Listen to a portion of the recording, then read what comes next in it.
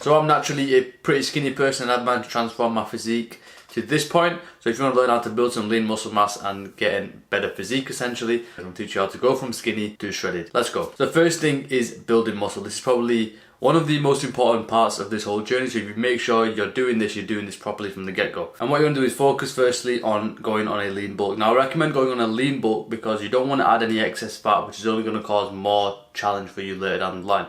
So I'd pick, for example, maybe 200, 300 calorie surplus and start eating at that level every single day. Because remember, you're basically going to be building muscle. This requires consistency. So you make sure you're tracking it, that you make sure you're hitting that number. Because if you're not, you will not put on the size that you need to. You want to focus on a decent amount of protein. I was eating almost 2 grams per kg for my body weight. So that's quite a lot, even up to 3 at some stages. Because I found it to be, I was a very, very hard gainer. And you obviously want to track your weight, as in your body weight, to make sure that the food you're eating is actually leading to you putting on size. There's no point being on a bulk and staying at the same weight for 5-6 months and you know something's wrong, right? So it's important that you actually do this. On top of that, with food, don't be scared about eating fats. The reason I say that is because fats have the highest amount of calories per gram, so they actually have 9 calories per gram versus carbs and protein, which is 4 calories per gram, which means that you can have less of this and increase your calorie intake. So if you're having healthy fats like avocados, olive oils, nuts, it's a very, very easy way to get that calorie surplus without having to eat loads of extra volume. The second part of being in the muscle building phase is progressive overload. It's probably the most vital part of training within any philosophy, but it is especially true with the muscle building. So it basically means that every single week you go in, you increase the intensity of that exercise by a certain manner. This could be, for example, adding reps, adding weight, changing the tempo, maybe making the exercise itself harder. Whatever it is, make sure that you find a way to do that. This is how your body is forced to adapt and build muscle. So let's say, for example, I went yesterday and I did 36 kg on the dumbbell incline chest press, right? I've done that. Now, if I go for the next 8 weeks and just do 36, 36, 36, nothing's gonna happen. However, if I do 36 for 8, then the week after I do 36 for 9, then 10, then 11, then 12. Then once I've hit 12, I'm gonna up the weight to 38, then start again, 8, 9, 6. That's gonna generate growth, right? That's the super, super important part. So one of the easiest ways I would recommend is getting a workout tracker app like Heavy, or you can just do it on your notes and make sure you're actually seeing how much weight or reps you're increasing week by week. The next part of building muscle is to prioritize recovery, and not enough people do this properly. You really want to be getting that 7 to 9 hours every single night and on a consistent schedule as well. So the next part is essentially the best exercise I would recommend to build on muscle and get that shredded physique. Number 1 is your compound movement. So if you had very, very minimal time, so if you're a busy worker, you know, if you've got a business or something like that, then I would recommend making majority of the exercises compound movements, because this is what's going to generate the most muscle and strength, because they're utilizing multiple muscle groups, multiple joints, and they can load the most weight. For example, if you think about a tricep extension, what's the most you can load on that compared to a bench press, for example? Both of these exercises, for example, are very good and they both hit the triceps, but one is going to be hitting a lot heavier weight and utilizing a lot more muscles than the other one. So if you had to choose between one, always go for the compound. So examples could be, like I said, bench press, shoulder press, dips, pull-ups, squats, deadlifts, lunges. These forms of exercises, they're going to be your priority, they're going to be your staples. My recommendation for most of the case is to start doing these exercises at the beginning of your workout, once you've done your warm-up, because you've got the most energy.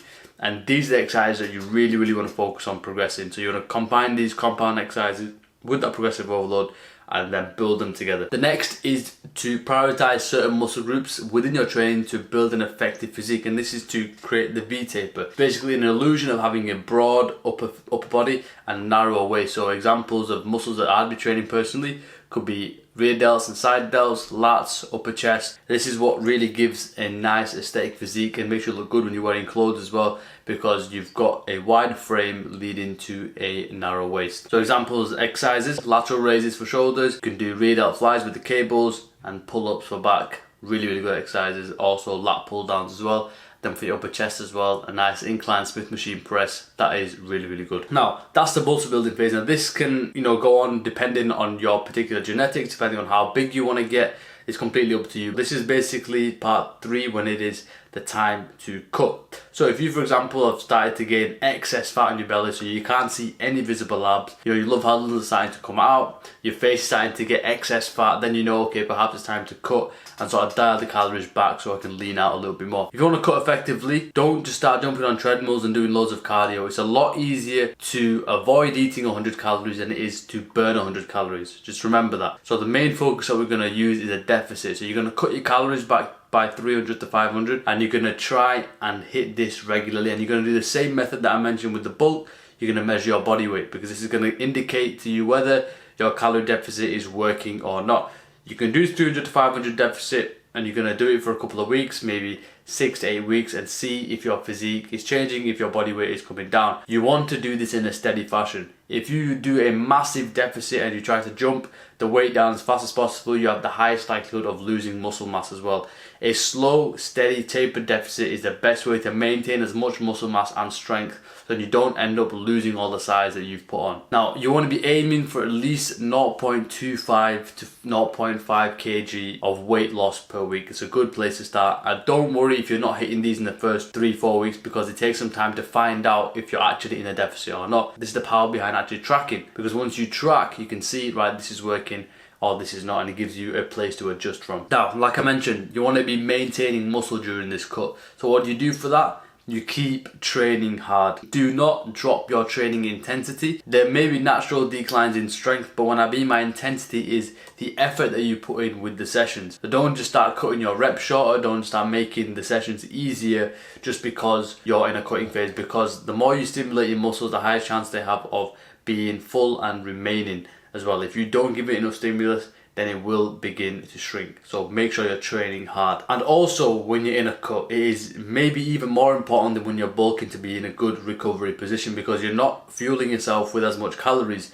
So you have to make sure your body's repairing process are going on properly. So a very good tool for that is sleeping, is walking, making sure your body's moving. Another good tool is using sauna, maybe ice as well, doing contrast treatment between both. Very, very effective way of promoting blood circulation throughout the body, helping recovery, minimizing fatigue long term. So there's some couple of tips that you can do to help maintain your energy levels and help you during your cut. So a couple of extra tips I want to fire away. First is consistency. Without consistency, you won't manage any of them. This is something that I've learned very, very specifically and in the hard way, really.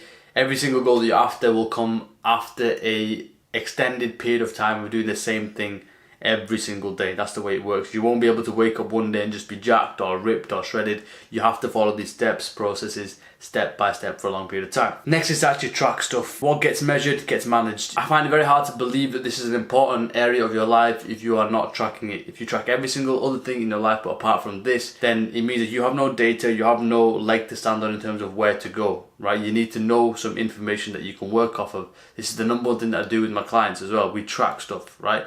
And it doesn't have to be everything, just a couple of things, a couple of key metrics. You have to find out what they are. Like I mentioned, for example, body weight, the foods you're eating, the calories you're taking in, because this will give you the information that will last a lifetime. And another thing with the cutting phase is just full send the cut. Trying to dance between, having loads of cheat meals and, getting too excitable with the cut, it doesn't really work. For me, I just told myself, once this cut's over, I'm chilling, right? That's the way it is. So if you just really, really focus on this cut, say this is an opportunity for me to build discipline, avoid those meals as much as I can and eat clean foods and get the body fat down, then you're in a position where you can literally just bulk up nice and steadily over the coming years without worrying about having to cut. Because me personally, I don't really like cutting, but I don't mind bulking, because bulking, I'm eating a lot of food, I've got the strength feeling.